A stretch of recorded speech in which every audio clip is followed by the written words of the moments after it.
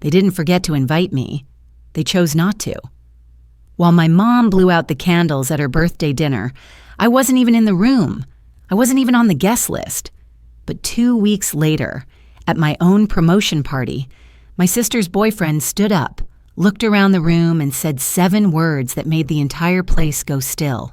"That's my CEO." And just like that, silence had a new meaning. "Hi, I'm Claire Evans. I was the daughter they left off the message thread. But I didn't come back to argue. I came back so they'd remember exactly who I became." Before we dive into the story, let me learn a bit about you. If you're a charming lady, please leave the number 1 in the comments. And if you're a dashing gentleman, leave the number 2. This way I can send you a special greeting. Now let's start the story together. They didn't scream. They didn't lie. They just didn't include me. That kind of silence? It carries a weight sharper than any insult. I was folding towels when it happened. A soft jazz playlist hummed from the corner speaker, and the scent of lemon cleaner still hung in the air from the night before. Outside my window, Seattle wore its usual coat of mist, the kind that settles on glass like a memory you didn't ask for. My phone lit up on the counter. A group photo from Facebook, Mom's 60th, Patterson Steakhouse, gold balloons, long table, cake with white icing and blue cursive script. "Family is everything" in the caption. Except apparently, I wasn't. It wasn't a shock. Not really. But still, it cracked something. I stared at the screen until it dimmed on its own. Then the text came. From Ethan, my younger brother, always the buffer between people who couldn't speak plainly. "Hey, just so you know, Mom's dinner this weekend is kinda just for close family. Hope that's okay." Close family. I read it again, then again. I typed back, "Did you mean to leave me out?" The message sat there for 10 full seconds before I deleted it. I typed another, deleted that one too. After a 3rd round of edits, I sent nothing.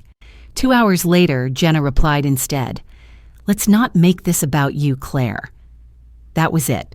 No punctuation, no warmth, just that. I didn't respond. Not because I didn't have words, I had plenty, but because sometimes silence is the only language that matches what you've been handed. I used to tell myself this was just how our family worked. Tension under tea towels. Feelings folded between layers of politeness. I used to think if I succeeded loudly enough, they'd hear me. Turns out all they did was turn the volume down. I got up from the couch, made myself a cup of herbal tea. Peppermint, no sugar. I pulled open the drawer in my nightstand and stared at the envelope I hadn't touched in months. Thick ivory paper, no address, no markings. Just wait. Inside were 2 first-class tickets to Alaska. Back in 1997, when I was 6, Mom once told me, over a mug of generic black tea and a plate of snow peas, that she wanted to see the northern lights. Said it so casually I almost missed it. "Before my knees give out," she laughed. I remembered. That's the thing about being the independent one. You become the historian no one asked for. The keeper of throwaway wishes. It wasn't always this way. I left Georgia in 2015 with 2 suitcases, a cracked laptop, and the kind of hope you only have when nothing has worked yet. Mom made me a tuna sandwich. No note, just a folded paper towel over the top. Dad didn't say goodbye, just looked up from the TV and nodded.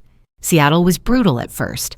Rents were high, jobs were stingy, and the rain didn't let up. I lived above a 24-hour deli. The smell of fried onions clung to everything I owned. I coded at laundromats, wrote business models in the margins of takeout menus. I once pitched a logistics platform to a stranger in line at a gas station because I couldn't afford to wait for introductions. Years later, CoreMap became real. Cities used our systems to cut fuel waste, shave delivery time, reduce emissions. We weren't flashy, but we were good. And yet, back home, they still thought I did something with computers. "Something with maps and machines," Dad once said to a neighbor. "It's over my head." I suppose I let them keep me at arm's length because I thought success would shorten the gap. Turns out it just made them move the goalposts. I sat back on the bed, envelope in my lap. The lemon cleaner smell still clung to my fingers. Somewhere downstairs, a neighbor burned toast, sharp, acrid, familiar. I didn't cry. I didn't scream. I didn't draft another message. I just reached for my laptop, opened my calendar, and booked a flight. One way, Savannah. If I couldn't sit at their table, I'd build one of my own. But first, they needed to see me. Not the version in their heads, not the resume. Me. And I wasn't going quietly. I saw his name before I saw his face. Nathan Wells. It was printed on the onboarding list Mara slid across my desk that morning. Junior data analyst. Civil engineering background. Georgia native. The name tugged at something loose in my mind. Familiar but faint. Like the hum of a song you used to know. It wasn't until I spotted the flannel shirt and quiet smile that the memory solidified. Jenna's Facebook post, last Christmas. He was standing behind her and the boys, one hand on her shoulder, the other holding a mug that said, "World's okayest stepdad." I hadn't thought much of him then. Just another sweet, safe type, the kind my family always approved of. But now, he was here, in my world, and I wasn't sure what that meant. "Good morning, everyone," I said, stepping into the small glass conference room. "I'm Claire Evans, co-founder and COO of CoreMap. Welcome." That's when he flinched. It wasn't dramatic, barely more than a hitch in his breath and a subtle drop of the shoulders. But I saw it. I always notice the flinches. They come from people who know just enough to be uncomfortable. He didn't say anything during the entire 30-minute orientation. He took notes. He nodded. He laughed politely when Ben made a joke about the espresso machine always being broken, but he never looked at me directly. After the session, as the others trickled out toward HR, Nathan lingered by the window. I was gathering my tablet and water bottle when he spoke. "Miss Lane. Claire," he said, voice just above a whisper. "Can I ask you something?" I turned, keeping my tone neutral. "Sure." He shifted his weight. "Is it weird that I'm here?" I blinked. "Do you think it should be?" "I don't know." His eyes finally met mine. "Jenna didn't mention... Well, she never said you ran the company." "She doesn't mention me much at all," I said. He hesitated. I didn't connect the dots. Wells isn't exactly a rare name, but when I realized who you were, I wasn't sure if I should still take the offer. "Only if you make it weird," I said, offering a small smile. That seemed to relax him, just slightly. He exhaled and tucked his hands into his pockets. "I really wanted this job," he said. "What you all are doing here, it's sharp, it's useful, it matters." "Then focus on that," I replied, "and you'll be fine." There was a long pause. "I didn't realize you ran the company," he said. "She doesn't realize it either," I said too quickly. His eyebrows lifted, but he didn't comment. Instead, he reached into his onboarding folder and pulled out a pen, the kind they give you at bank kiosks. He spun it once between his fingers. "You know," he said softly, "I think she's proud of you. She just never says it." I didn't respond, not with words. I turned my gaze back to the hallway where a cluster of employees stood huddled around a screen, watching a heat map from one of our routing models pulse in real time. Nathan took that as his cue to leave. "Thanks for the orientation," he said. "See you around." I gave a polite nod. "Welcome to CoreMap." As he walked out, I caught a glimpse of Mara glancing in through the glass wall, then quickly looking away. I could feel the questions lining up in her mind. HR people always sense the undercurrent before anyone else does. Later that afternoon, I sat alone in my office with a mug of tea going cold beside me. The building hummed with low conversation, the tap of keyboards, the occasional grind of beans in the break room.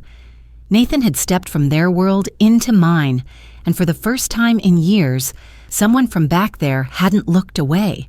He hadn't known how to stand in both places, but he hadn't run either. It stirred something quiet in me. Not hope, not forgiveness, just a shift. A small tectonic nudge that suggested the earth beneath me might be less solid than I'd once assumed. Or maybe it had never been solid to begin with. Maybe I just learned how to balance on shifting ground. She said it once, over black tea and snow peas. I was maybe 6, and she was slicing vegetables into a chipped bowl. She had this soft way of saying big things, like they were part of grocery lists or weather forecasts. "One day, I'll see the northern lights," she told me, smiling but not at me, more at the idea itself. "Before my knees give out." I remembered. The envelope had been in my nightstand since the end of last winter. I hadn't opened it since I bought the tickets. 2 first-class seats on a slow Alaska cruise, the kind where people go to watch the sky instead of chase cell signal.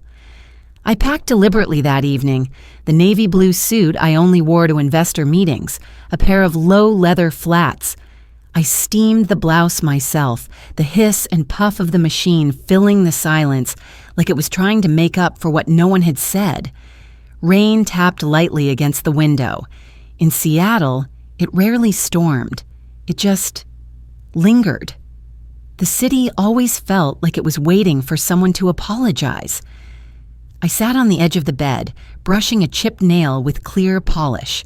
The damage wasn't from vanity, just nerves. Too many nights spent tapping keyboard corners and unscrewing cold coffee lids. I touched up only the ones I couldn't ignore. That's how I handled most things. Next to me, the envelope waited. There was no note inside, just the tickets, just the weight of remembering something no one asked me to remember. A few years back, Jenna had called Mom in the middle of the night. Her car was being repossessed, credit shot, tears thick in her voice. I only knew because I overheard Mom whispering through the wall during one of our rare visits. I wired $8,000 that night. Quietly, no strings. The next month, Jenna posted a photo, her boys standing in front of the car. Caption, "Starting fresh, 1 mile at a time. God is good." No tag, no thank you. Just implication, like I didn't exist, but my help did. I scrolled back through that post that evening, the rain outside mirroring the static in my chest. Then I opened my travel app, checked into a small hotel in Savannah. Nothing fancy, just clean. A desk, a bed, a window. That's all I needed. The next morning, I flew out. In-flight coffee, a plastic cup of almonds. I dozed through most of it, but somewhere over Colorado, I opened an old voice memo. I hadn't played it in years. It was Jenna. "Hey, Claire," she said, her voice uncertain, almost shy. "I know we haven't talked in a while, but happy birthday. I hope you're doing okay. The boys made you a card. I forgot to send it. Anyway, yeah." She didn't say she missed me, or loved me, but she didn't hang up right away either. The recording ended with silence. Just breathe, like she didn't know how to say goodbye. When the plane landed, the scent of pine hit me first. That, and humidity so thick it hugged your neck. Georgia smelled like wet leaves and Sunday laundry, familiar in a way that stung. At the hotel, I laid everything out. Suit, shoes, envelope. I ordered a salad from room service, but barely touched it. I steamed the pants, adjusted the cuffs, smoothed out invisible wrinkles until there was nothing left to fix. Then I stood in front of the mirror. "I'm not here to argue," I said aloud, just to hear my own voice in the quiet. "I'm here to exist." The next evening, I arrived a little after 7. Patterson's Steakhouse looked the same as it did the night of my high school graduation.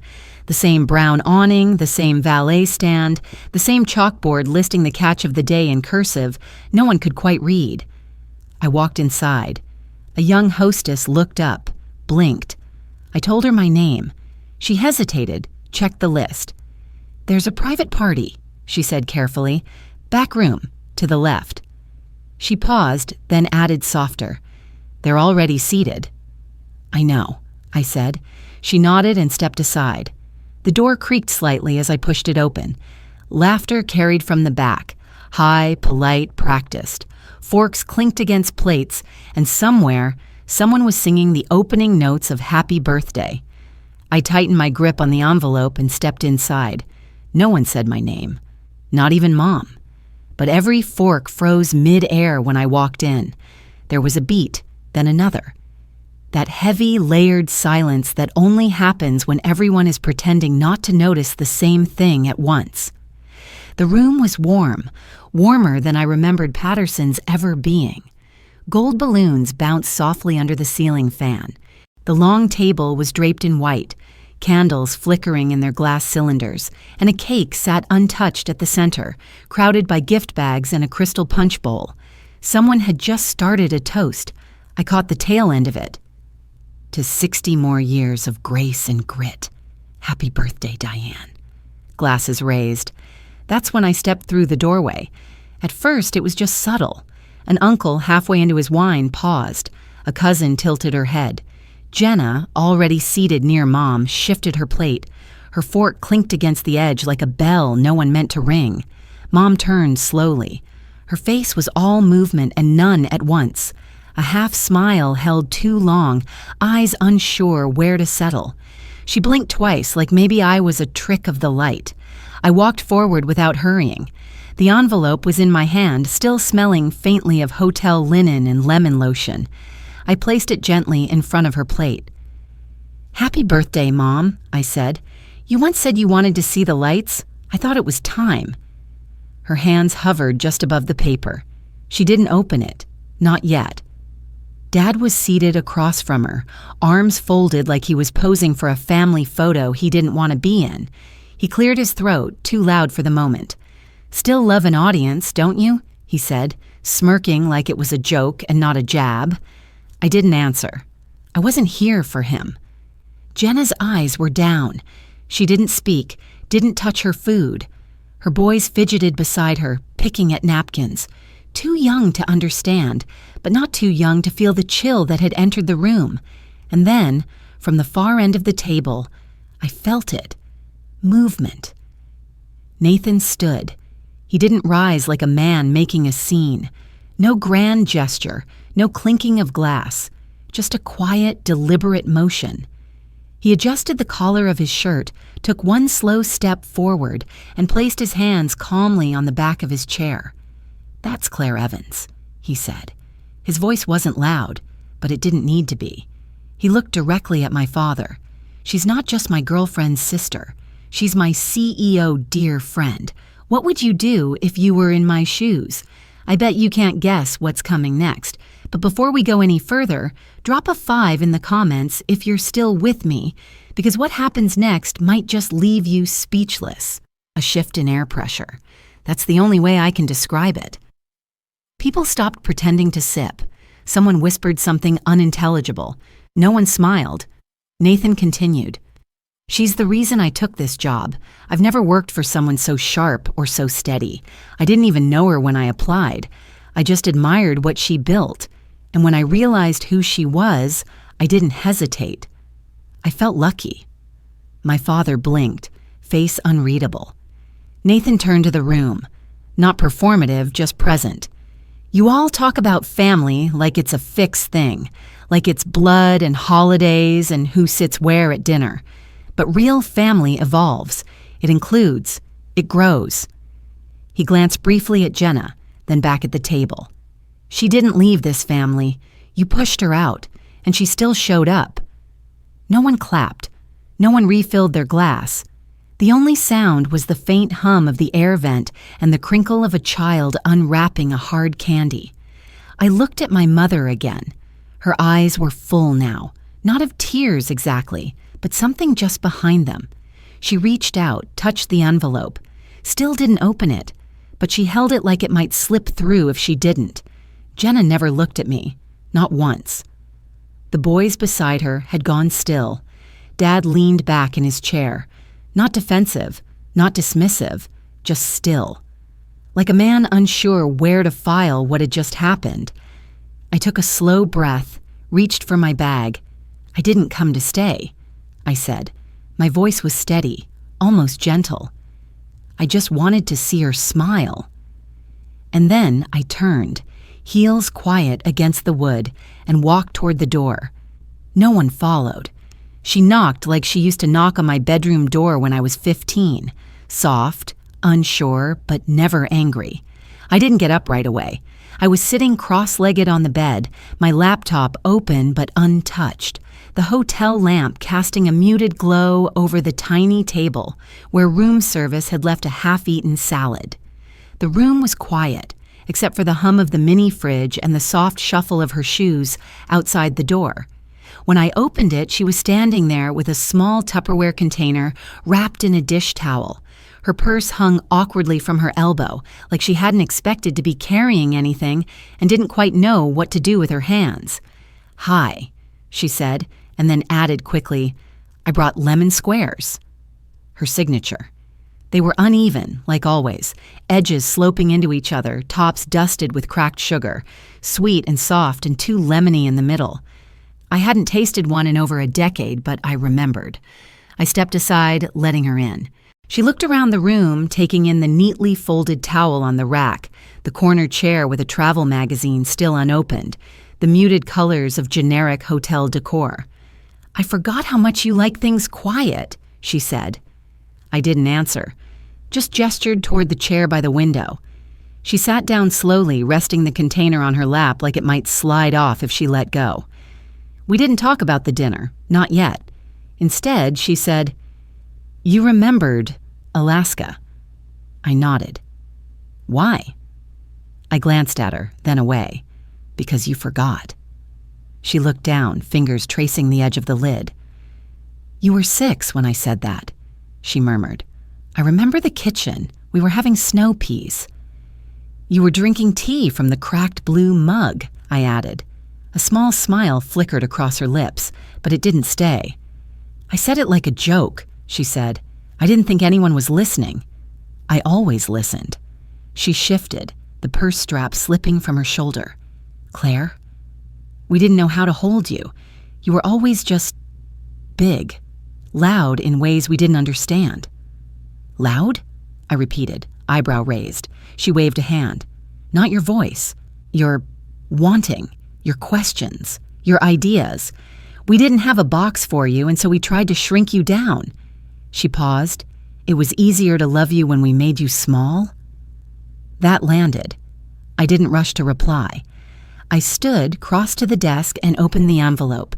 The second cruise ticket slid free. I laid it gently on the table in front of her. "Window seat's yours," I said, "if you want it." She stared at the paper, didn't touch it, didn't move. Then she asked, barely above a whisper, "Do you hate us?" I looked at her, really looked at her. The lines near her eyes, the tired curve of her shoulders. She looked smaller than I remembered, not weak, just human. "I don't hate you," I said. "I stopped trying to be understood. That's not the same thing." We sat in silence for a while. Eventually, she opened the container and took out 2 lemon squares. I warmed mine in the hotel microwave. When I came back, she'd already taken a bite. "They're too tart," she said, chewing thoughtfully. "They always were." But we ate them anyway, not because they were perfect, but because they were hers, and maybe that was enough for tonight. She stood a few minutes later, pulled her coat back over her shoulders. "I'd like to see snow again," she said softly, almost to herself. I walked her to the door. "Call me tomorrow," I said. She nodded, tucking the extra lemon squares into her purse like a peace offering. After she left, I sat back down on the bed and looked at the ticket still on the table. Maybe forgiveness doesn't come all at once. Maybe it arrives in Tupperware and silence, in lemon and memory, in 2 women learning to sit still without flinching. Forgiveness isn't always loud. Sometimes it just sits with you on a porch and passes the lemonade. 2 weeks after the dinner, I moved into my new house in Marin County. It wasn't big, but it had the right kind of quiet, the kind that wraps around you gently like a wool sweater that's been waiting in a drawer. The backyard opened into redwoods, tall, unbothered, older than any family feud. The air smelled like eucalyptus and salt, and in the afternoon, light filtered through the branches in thick, golden shafts. I had just unpacked the last box when the call came. Jenna. I stared at her name for a full 10 seconds before answering. She didn't waste time. "I wasn't sure why I was calling," she said, voice thin, unsure. "But I've been thinking." I let her. "I used to think you were just stubborn," she continued, "like you left to prove something, like you had to win." I leaned against the kitchen counter. "And now?" She hesitated. "Now I think maybe you were strong. Maybe you left because you had to, because staying would have broken you in smaller ways." I let that settle. "Maybe I was both," I said, "stubborn and strong." She laughed quietly. "Yeah, maybe you were." Then softer, "I'm proud of you, Claire." That was new. She mentioned that Mom had told her about Alaska. Then, almost like a throwaway, she added, "If you ever want visitors, the boys keep asking." I didn't promise, but I didn't say no either. The next morning, an envelope arrived. No return address, just my name written in a familiar hand. Tight, even, exact. Inside, 1 page. "You turned out different than I expected. Maybe better. I don't know how to apologize for the ways I underestimated you. But your mother says you're building something real. I believe her. You always had that stubbornness. I mistook it for rebellion. Turns out it was vision. Your father.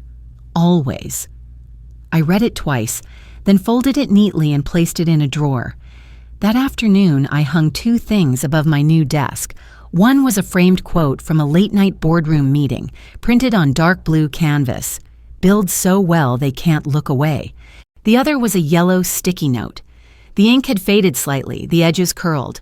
4 words written in Nathan's careful handwriting. "She's my CEO. I never asked who saved it. I just knew it mattered." A week later, they came. Jenna showed up first, the boys tumbling out of the car, their arms full of bags and energy. Mom followed, carrying a tray wrapped in foil. Dad came last, slow but steady, a folded lawn chair under one arm. No one said much at first. Mom set the lemon squares on the patio table. Jenna handed me a small bouquet, wildflowers from the farmer's market. Dad didn't say anything at all. He just opened the chair, unfolded it, and placed it in the shade like it was always meant to be there. We sat. Nathan poured lemonade from a glass pitcher I'd filled that morning. Someone made a joke about California weather. The boys chased each other barefoot around the edge of the yard. Mom passed out paper napkins like she always did. 2 per person, just in case. No big conversations, no dramatic apologies, just presence. And that was enough. I watched them for a while, my family in fragments and whole, and thought about all the versions of myself I'd been trying to reconcile. The girl who left, the woman who built, the daughter who wasn't invited but came anyway. I didn't return to be welcomed. I returned so no one could say I disappeared. And this time, the silence stayed outside. That afternoon on the patio, watching them laugh and pass lemonade, I realized the story wasn't about who welcomed me back, but about who chose to stay when I stopped asking. Sometimes we think we need grand gestures to heal old wounds, but often it's the quiet visits, the uneven lemon squares, and the way someone helps carry a chair without a word that speaks the loudest. Families aren't perfect. They're people learning to meet each other halfway again and again. If this story reminded you of someone you've drifted from, or someone who showed up quietly, feel free to share your thoughts below. I'd love to hear what stayed with you.